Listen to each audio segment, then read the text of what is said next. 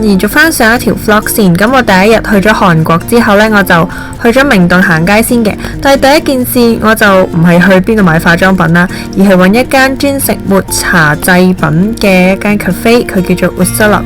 咁去咗明洞之後呢，咁你沿住嗰條大路啦，行幾個街口，再轉左呢，就會揾到噶啦，好易揾嘅啫。佢嘅對面係有一間 ABC Mart， 咁我下邊就會寫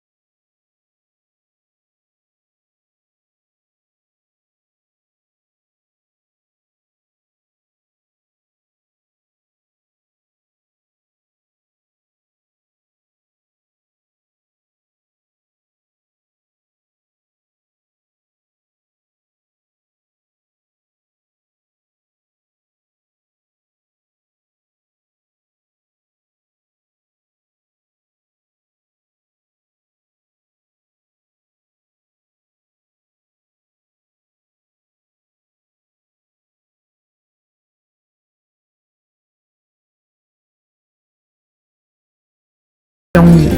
咁中間嗰個 tiramisu 呢，好在我就係嗌咗一嚿啫，因為佢食落去呢好滯啊。不過好在佢個底呢係有啲類似抹茶嘅蛋糕咁樣啦，同埋佢嗰個抹茶粉呢都好濃郁咯，即係同平時食嗰啲有啲唔同。但係我都係覺得下次唔會再嗌嘅感覺。而呢個蛋卷呢，10分滿分我都會係俾9.5分嘅。因為佢食落口嘅感覺呢，真係好紮實啦，但係佢係一啲都唔乾咯。佢入邊嗰嚿 cream 呢係可以揀冇綠茶味啦。咁我呢啲抹茶控呢，咁計一定要裏裏外外都揀晒抹茶。哇！食落去完全覺得幸福嘅感覺。你睇下個樣，對比起我自己整嗰嚿呢，真係超難食咯。我自己整嗰啲，所以下次我都會再食啊。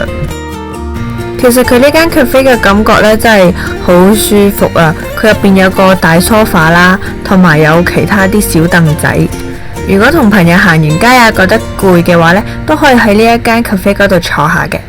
佢唔係淨係得一間分店嘅啫，大家都可以上網睇下嘅。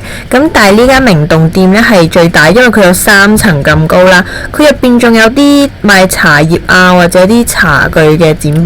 咁你哋都可以買翻啲手信送俾朋友嘅。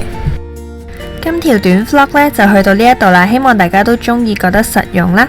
有啲咩問題喺下面問我都可以嘅，我哋下次見啦，拜拜。